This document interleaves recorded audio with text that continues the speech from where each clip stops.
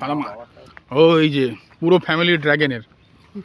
আমি কিছু ড্রাগনগুলো দেখেছি। দুধ খাচ্ছে মায়ের ঠাক খেয়ে দেখিস না, ভক করে ঘুরে আসবে বাচ্চা বাচ্চা।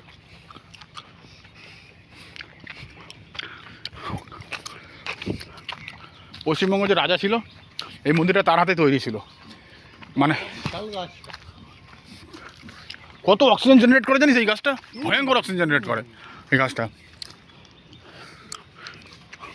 ওই যে সেই জায়গাটা দেখ, কোন জায়গাটা ভাই? দেখ ভালো মতন দেখ, দেখলে তো চিনতে পারবি। হ্যাঁ রে মানে হ্যাঁ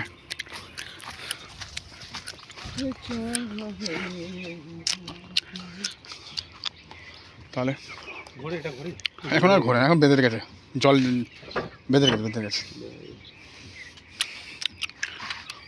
হ্যাঁ চারদিক ইয়ে হয়ে গেছে, জঙ্গল গাছপালা, কুল গাছ ভরে গেছে। কুল গাছে তো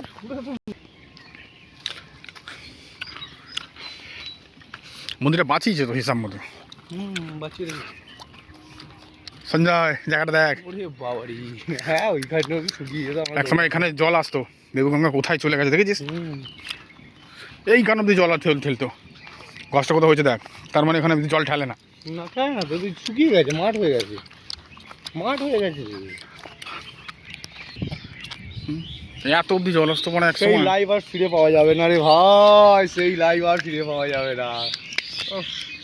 তুই যে কথাটা বলছিস, একবার যদি দেয় চাষ আবার সেই